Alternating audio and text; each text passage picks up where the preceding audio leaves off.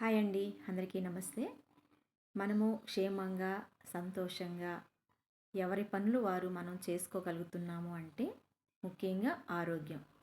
ఈ ఆరోగ్యం ఉండాలి అంటే మనకి మంచి ఆహారం తినాలి. మరి మంచి నిద్ర ఉండాలి.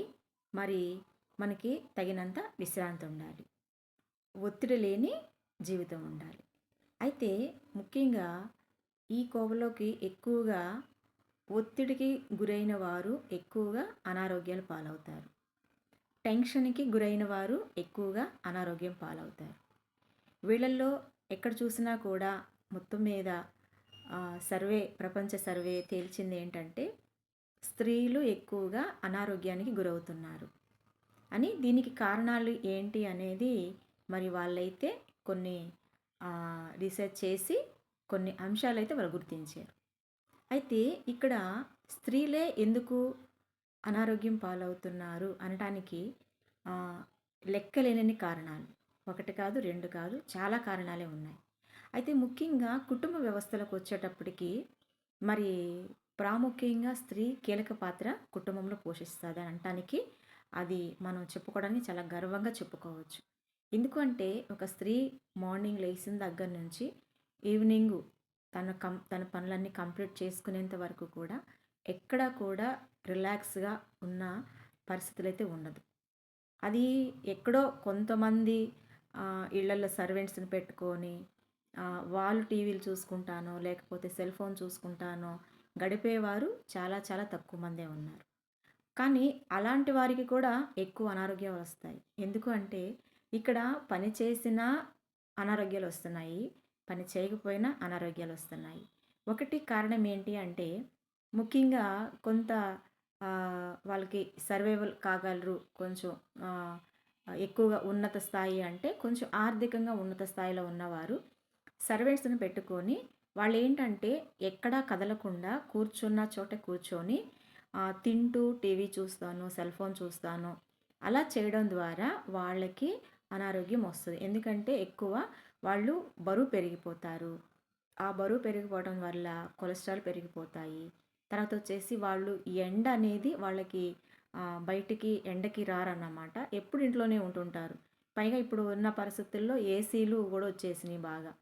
చల్లదనము తింటూ, చల్లదనము హాయిగా గడిపేస్తున్నాం అనుకుంటారు కానీ, కొంతకాలమైన తర్వాత శరీరానికి తగినంత వ్యాయామం లేకపోయినా శరీరం కూడా అనారోగ్యం పాలైపోతాది.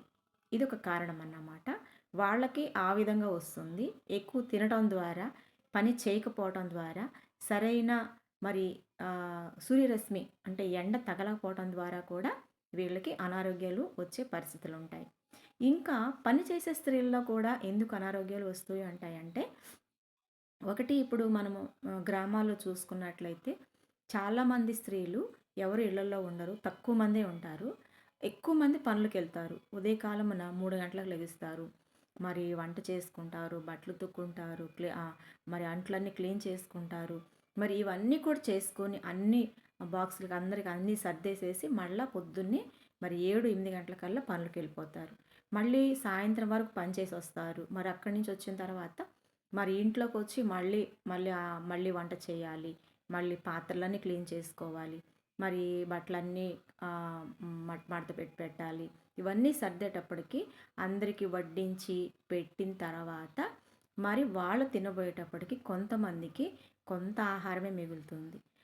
ఎక్కువ పని చేసిన వ్యక్తికి సరైన ఆహారం లేకపోవటం ద్వారా కూడా సరైన సరిపోయినంత ఆహారం లేకపోవటం ద్వారా కూడా అనారోగ్యాలొస్తాయి.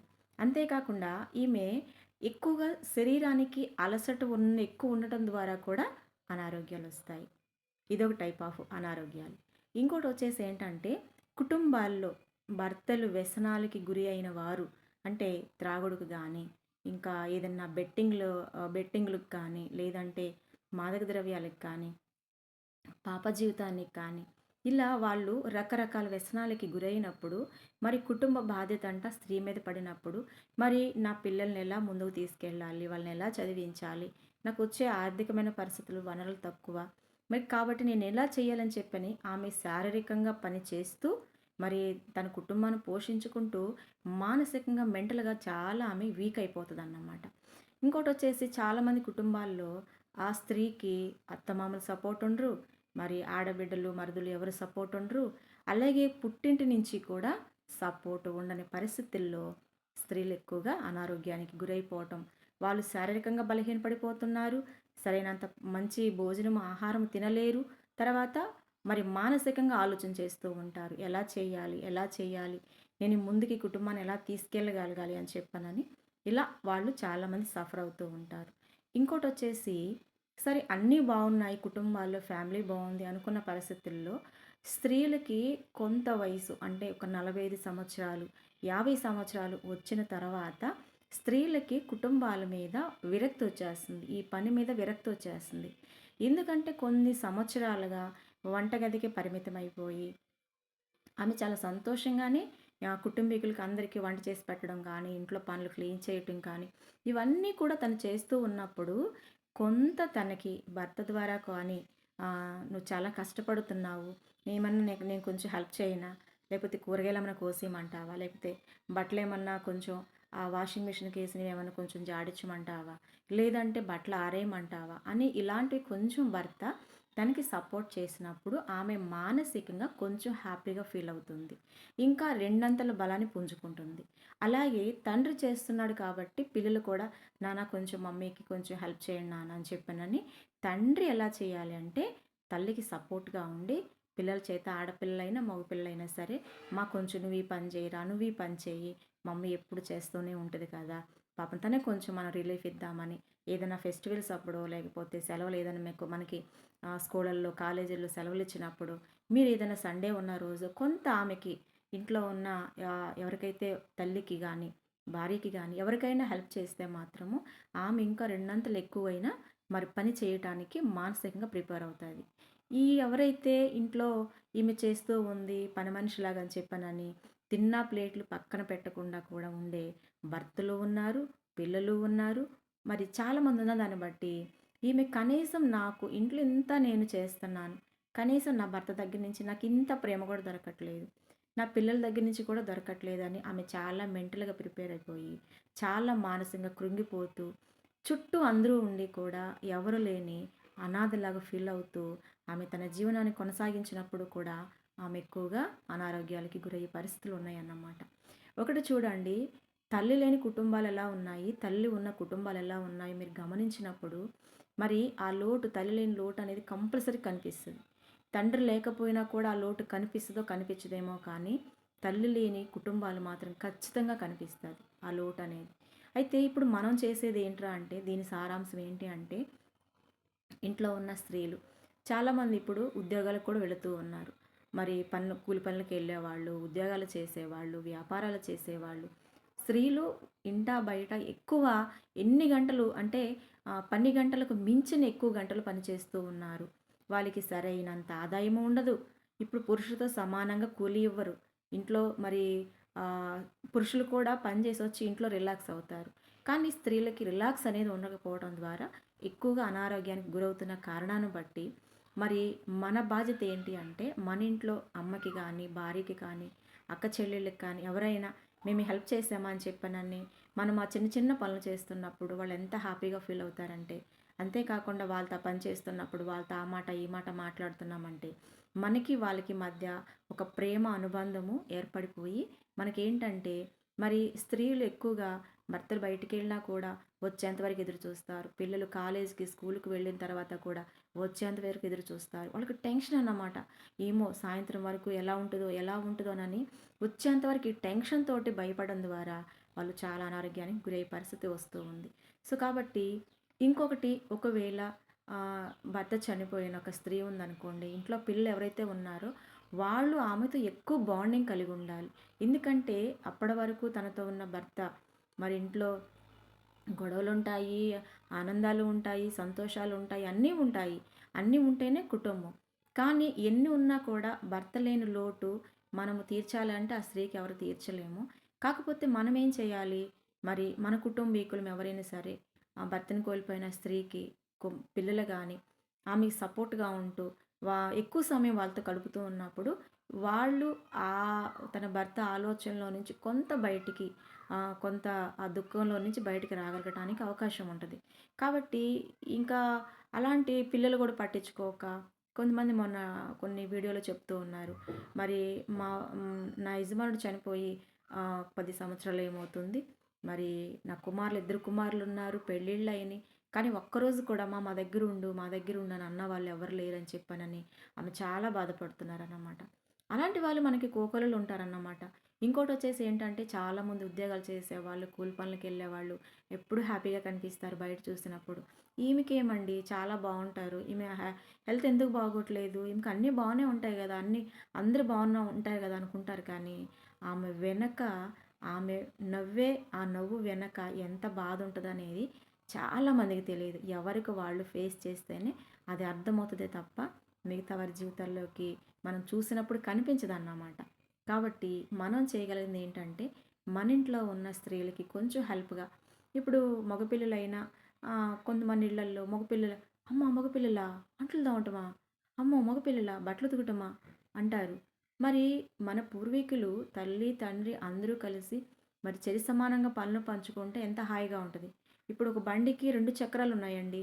ఒక చక్రములో గాలి లేకుండా ఒక చక్రంలో ఎక్కువ గాలి ఉంటే నడుస్తదా బండి? మరి ఆ బండే నడవనప్పుడు మరి ఇంట్లో కుటుంబాలు ఎలా నడుస్తాయి?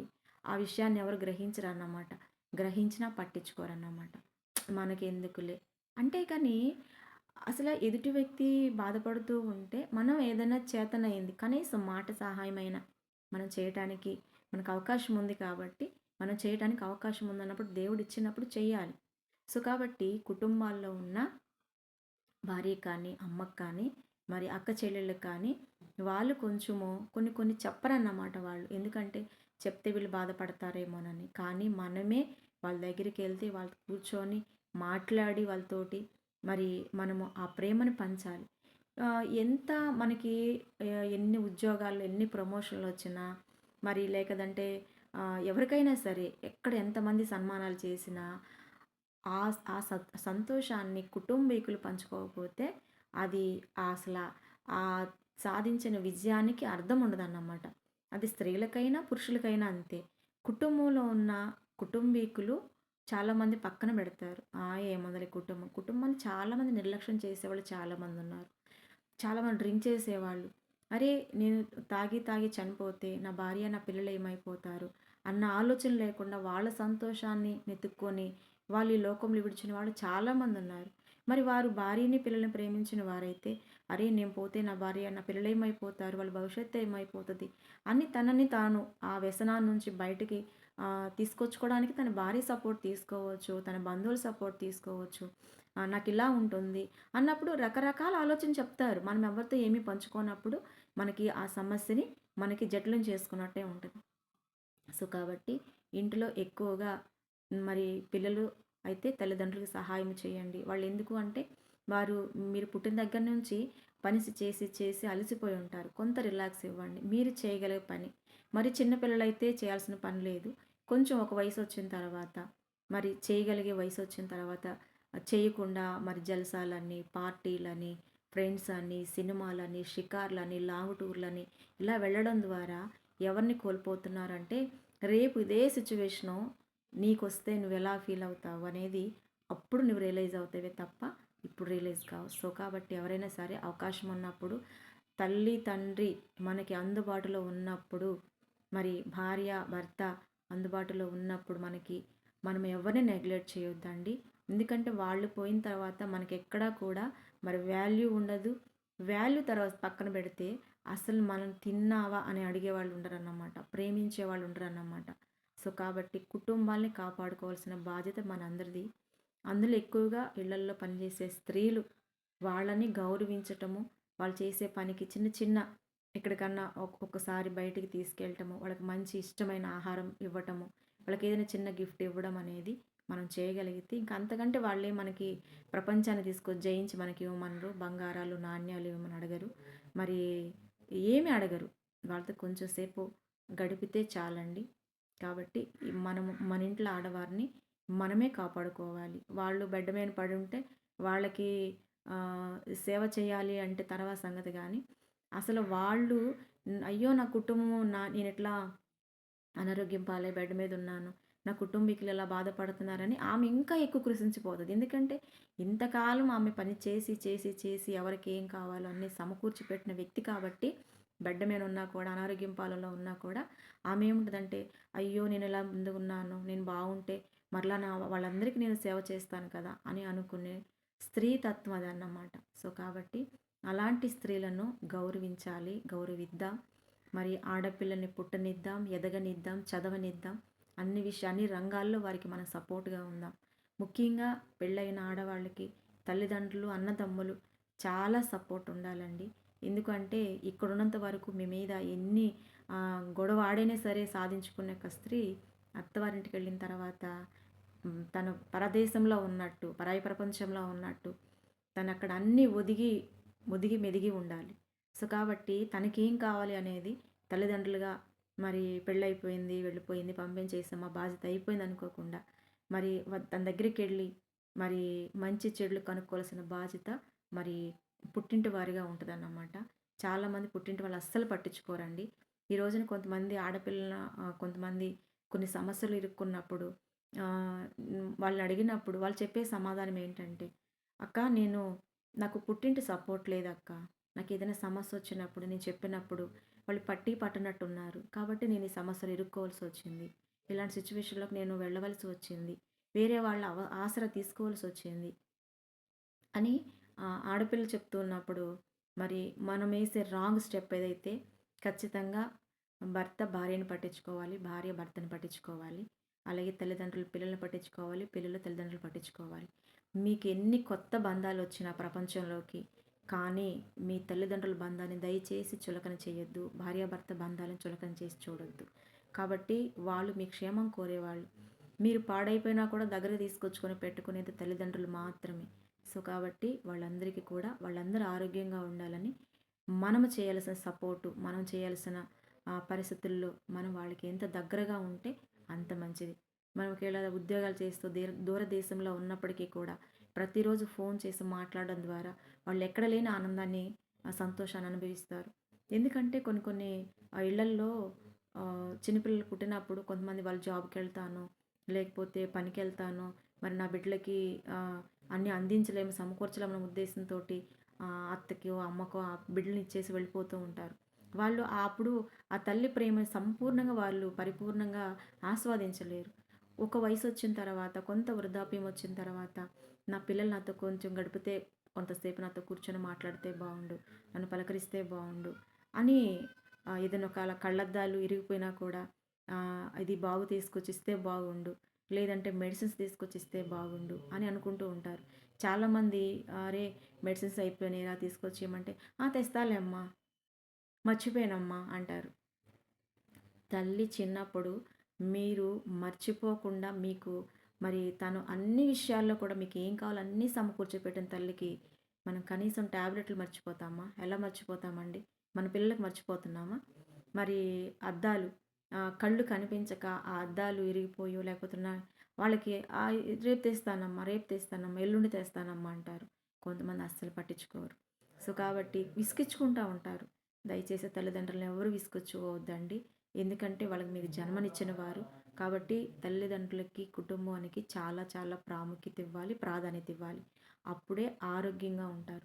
ముఖ్యంగా మనిషి ఆరోగ్యంగా ఉండటానికి మానసికమైన ఆనందం కావాలి. మానసికమైన ఆనందం ఉన్నవారు చాలా చాలా హ్యాపీగా ఉంటారు.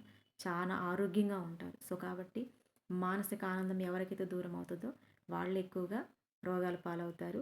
ఎవరు రోగాల పాలు కాకుండా ఉండాలంటే కుటుంబంలో మన సపోర్టు వాళ్ళందరినీ కూడా మనము హ్యాపీగా ఉంచే బాధ్యత మనందరిది. సో, కాబట్టి ఈ ప్రయత్నంలో మనం అందరం విజయం పొందాలని ఆశిస్తున్నాను. థ్యాంక్ యూ అండి.